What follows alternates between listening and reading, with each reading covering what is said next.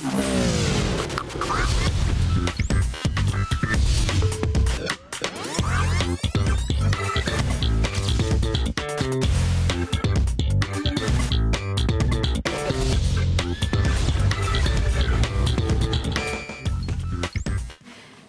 I'm Nadine Blaney and welcome to Media Week. Ahead on the program, an Australian TV crew among those detained in Lebanon facing charges over an alleged child snatching attempt. Plus, the Daily Telegraph launches its third campaign about Sydney's western suburbs. We'll bring you all of the details in the next half hour. Of course, James Manning, editor and publisher of Media Week, is here to take us through all of those stories and more. But first, media companies are spending big money on sports rights to form partnerships with sporting bodies to secure content.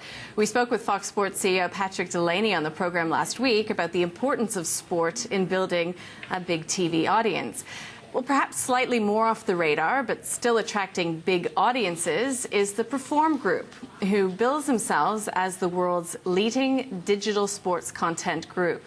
Here to talk about the business is Managing Director for Australia and New Zealand, Alex Peebles. Alex, welcome to the program. Thanks for joining us. No problem. Why don't we just start at the beginning then? If a lot of people haven't heard of Perform, tell us, what the business does. Yeah, sure. So we're a global digital market-leading sports content and media company, and we're headquartered out of the UK.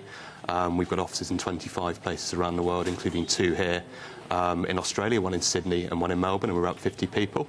And you can break the business down into 3 business units. Firstly, Perform Media. And Perform Media is our advertising and website business, so goal.com, sportingnews.com, and partnerships with federations like the FFA, V8 Supercars and the NBA, to name a few. Secondly, Perform OTT, which is our newest division, and that's our premium live sport streaming service over the top. And thirdly, Perform Content, which is our B2B content syndication business, where we provide or package, produce and distribute more editorial vision and data and statistics to other businesses than anyone else in the world. So do you have to secure licenses for all of those different sporting rights? Yeah, in some instances. So a lot of the editorials are sort of written word, often interspersed with data and statistical elements. The vision is both interviews and news clips and stories, which we don't, and then where we acquire rights for highlights and match action, and we include that in the package when we do. So all up, you've got a pretty big audience, I guess, because some of it people know as your content through goal.com, sportingnews.com.au, yep. But then some of it helps power other websites, is that correct? Exactly right. So I guess Perform Media is our direct-to-consumer business, and we reach about 156 million sports fans a month globally, and in Australia about 7 million UBs a month, and that's through our own website, so goal.com, which is the biggest football website by most metrics in the world. We've got a local version of that, so lots and lots of global football content and then lots of local content as well. Sportingnews.com, and we rebranded sportal.com.au, which is our previous multi-sport business, in December of this year, and we've gone to sportingnews.com.au, and we've doubled the traffic. We've gone to 12 million 12 million page impressions a month since doing that, which is fantastic. And then the other side of the business is packaging up that content and selling it on to third parties. So in this market, the likes of ESPN, beIN Sports, SBS, 9MSN, Yahoo 7 to name but a few. So you sort of partner with some companies you almost compete with in the other side of the business, in a way? In a sense. I mean, it's normally, we've got rules of engagement with all of the partners that we provide content to, so we know who's doing what, so it works pretty well. Yeah, and so monetizing the business, it's coming both through content sales and through advertising as well. Exactly right. So in the Perform Media side of the business, it's pretty much all advertising and sponsorship revenue, and we've got a team of 6 people out of here in Sydney and Melbourne who sell advertising and sponsorship packages on our own business websites, which I've mentioned just now, and also for our partners like the NBA. We host and manage an NBA.com.au version of the NBA business, so lots of Australian prioritised content up front, Australian produced content, and then with the FFA as well, so we host and manage all of their digital network of websites, apps, produce lots of exclusive content and monetise that on their behalf. The new division, you said OTT, does that operate as a direct-to-consumer as well as B2B? How does that work? That's a direct-to-consumer business. So just to be clear, that's not something we're setting up in Australia. We took a view that the Australian market is it's crowded, it's competitive with the likes of Fox Sports, beIN Sport, and then Optus. Since we made that decision, or going hammer and tongs for premium rights, we thought, no thanks, we need to return on the investment sometime soon. So we're going live in Japan, Germany, Austria and Switzerland in the second half of this year. We've already secured some premium rights in all of those markets, so most notably the Premier League in Germany, Formula One in Japan, lots of baseball rights in that market as well. So a really good start, and the kind of underlying premise there is that we're going to create a world-class user interface. People can access all of that content on a monthly basis without paying a subscription. No advertising, no lock-ins. We think it's going to be the best value or a high-value proposition in those markets for both sports fans and federations. You mentioned all your sports deals. What are some of your newer ones, and are there others that you'd still like to sort out for here? There's always more business we want to do. A new one actually we can announce today is a deal we've done with the Australian Rugby Union, where we've become their official data and statistics provider. So that's via our Opta brand, which is our data and statistics brand. We already partner in this market with Cricket Australia and the Football Federation Australia in similar types of partnerships. But what it broadly means is we capture the live data and lots of statistics from all Wallabies games and all Super Rugby games, and we provide that onto their internal media divisions to power their websites, their apps, their social media channels, and also onto their the managers and coaches and analysts for the sports teams, and that allows them via our Opta Pro database to analyse, make selection decisions, trading decisions maybe. So yeah, another official data partnership of that type. You talked about the other countries that you're working in. How does the regulatory landscape here in Australia compare to that overseas? I guess it's a broad question. I mean, we work in two main divisions or industries, I guess, the media stroke broadcasting space and also the sports betting space. In the sports betting space, it's an interesting time at the moment, with a lot of talk in the market about regulating online in-play betting. So just some context there at the moment.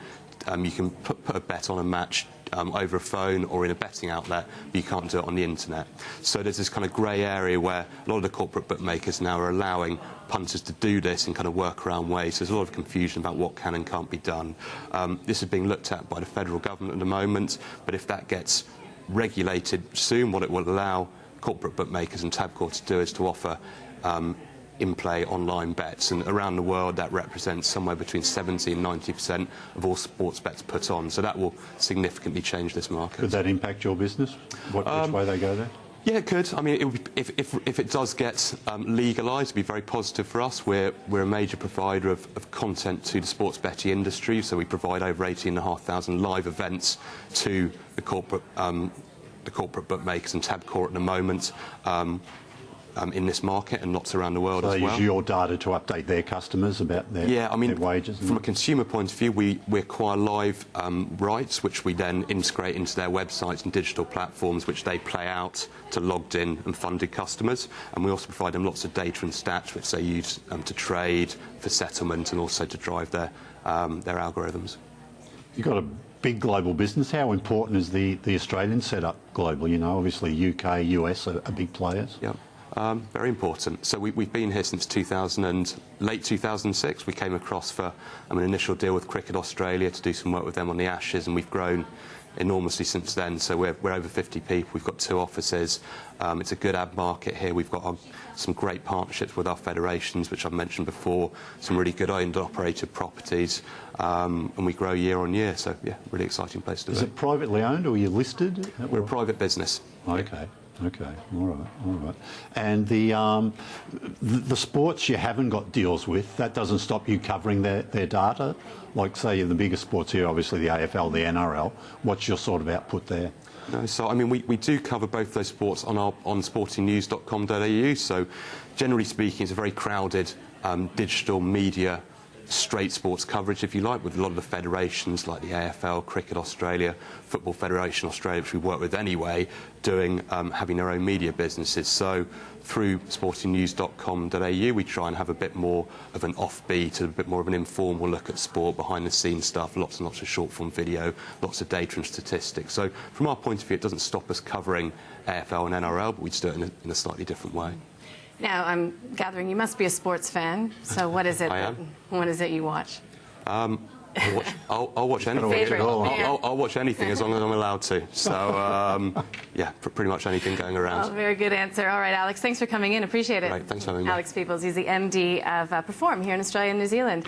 We do have to take a short break. When we return, reporter Tara Brown and other 60 Minutes crew members detained in Lebanon. We'll have all of the details next.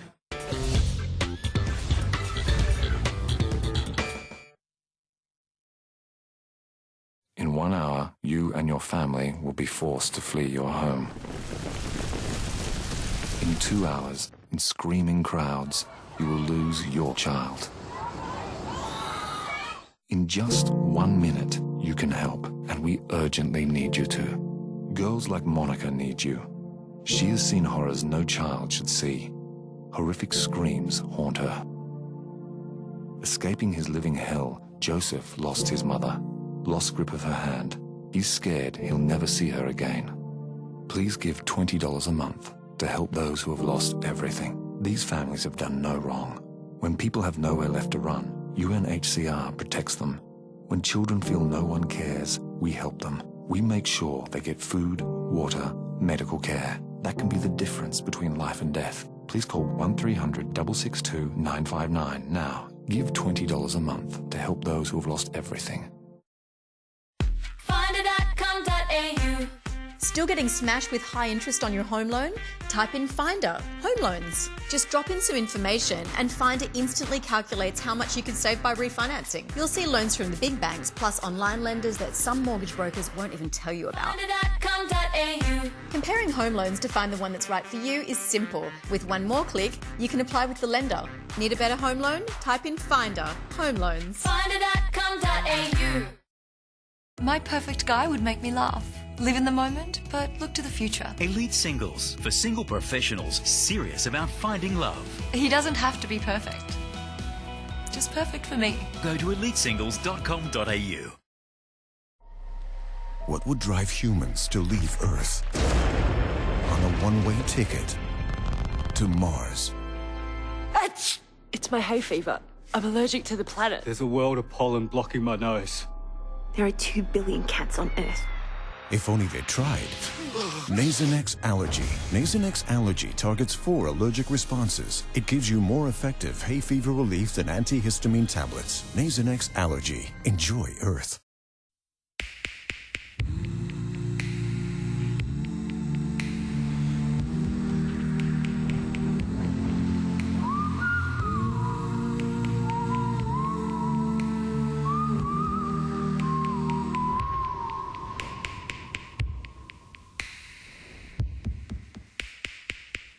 At NAB, we know home ownership is a journey. Whenever you make the leap, we'll help you land. In an election year, politicians will do anything to distract you. They will give away colourful, shiny objects, make promises that are essentially full of hot air. So join us on the show that doesn't sit on the fence and is more than happy to bump into the other guy. Paul Murray Live.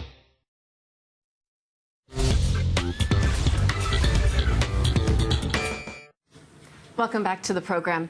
A television crew from Channel 9's 60 Minutes remains detained in Beirut. They're among those facing allegations of attempting to snatch back 2 children from their Lebanese father to reunite them with their Brisbane mother, Sally Faulkner.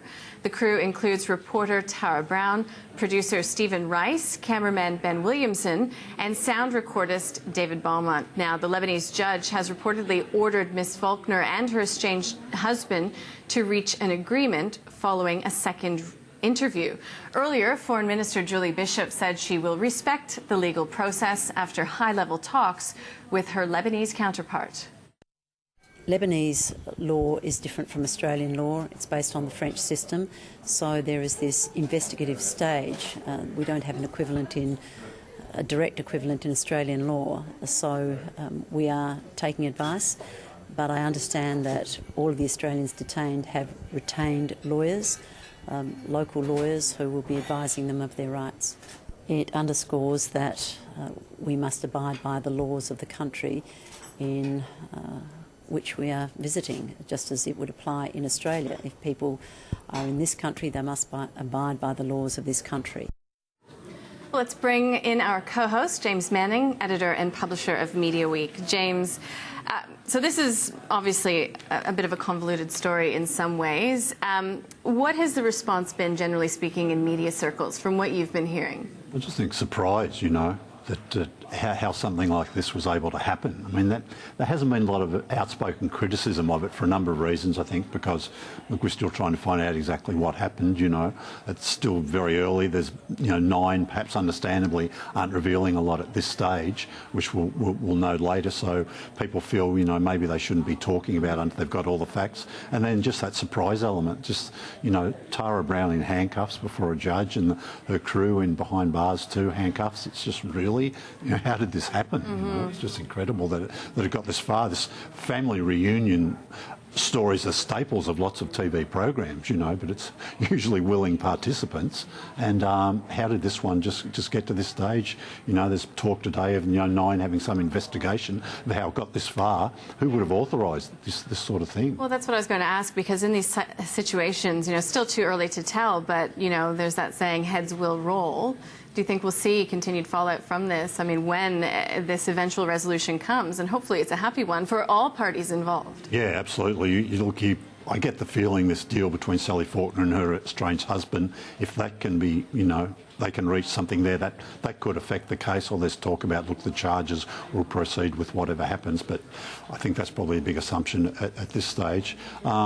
These reporters, you'd think they would have, Tara and her producer and her crew would have covered stories about Australian tourists visiting countries and falling foul of local regulations.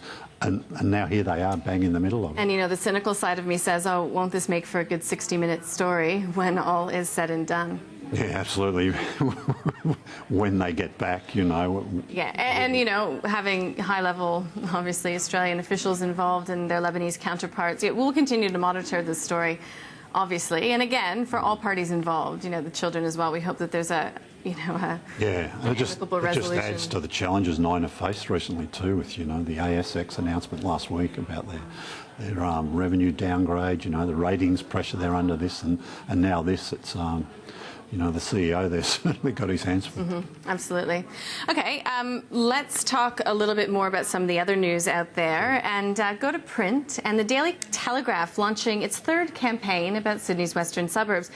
Go West is the catchphrase, and a number of high-profile Westies have been named as ambassadors, Westies as they're called, and that includes Mel McLaughlin. So what is this whole strategy at play here? Some of them still living there, some of them not. But yeah, look, it's a play for their readers out there. You know, the newspaper has a big readership out there. They want to support their audience out there. They want to be seen to be doing something. Look, the media is often criticised a lot for being, you know, very focused on, particularly in Sydney, in the eastern suburbs, you know, the folk that live and play in the night spots around the city and the east. So this is really a play to get out there, get into the heartland, look at the issues, really drill down into the issues that are affecting the people out there. And, you know, yeah, this is the 3rd time they've done it. They've rebranded a little bit differently, but they give it a really good push. And it's sort of similar to what's happening with the Sunday Mail and the Courier Mail up in Queensland, the Go Queensland campaign. I thought it was interesting that they're actually asking their readers what ideas and projects do they think will drive jobs and economic activity in Queensland? Sure, yeah. Again, it's a similar thing. They've expanded. This one's a little bit wider. I think it's more across the state and in the areas around southeast Queensland too in particular. But yeah, it's a similar thing. The Courier Mail and the Sunday Mail up there, they'll be driving this. I think this campaign might go over a little longer period than the Go West one will too. Yeah, so really targeting their audience and building up that community feel and that loyalty. Yeah, just making it really engaging with your readers and trying to, you know, make them feel a bit more connected to the brand, I guess. Now, we've had results from the Emma newspaper readership for the month of February, I believe.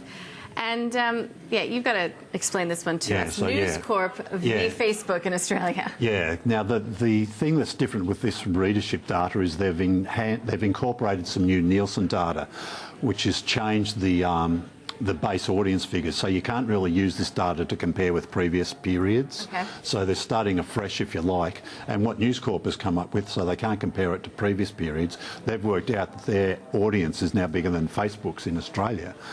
So you think of every News Corp property, right? So it's all their newspapers, their digital brands, it's the print audience for those products, it's the digital audience for all those products. So that adds up to around about a reach of 14-something million Australians, and it's just overtaken Facebook's. Now, this is with all people 14 plus, so they've just snuck ahead of Facebook. Okay, well, that's an interesting Fairfax has also been promoting their numbers. Look, their total reach isn't as big because they don't have as many digital products, but their major properties are still really big, and then from the March data on, we'll be able to compare month to month. Okay, well, we'll keep our eye on that. Sure.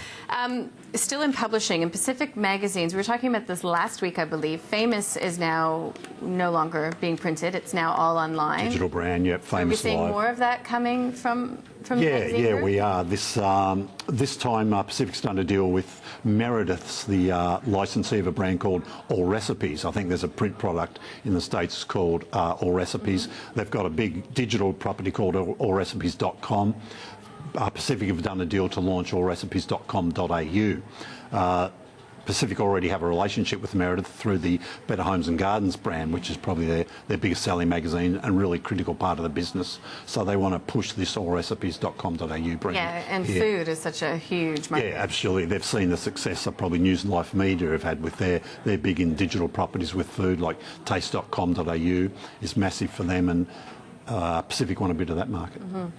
So to music streaming, and Pandora has come out top of the list in regards to time spent, and I guess that this is the key metric because that then translates into ad sales. Yeah, absolutely. Again, this is data that's come from this new Nielsen expanded panel, which is better tracking the use of people engaging with brands via mobile devices, on mobile in particular. And so, yeah, they've more Pandora.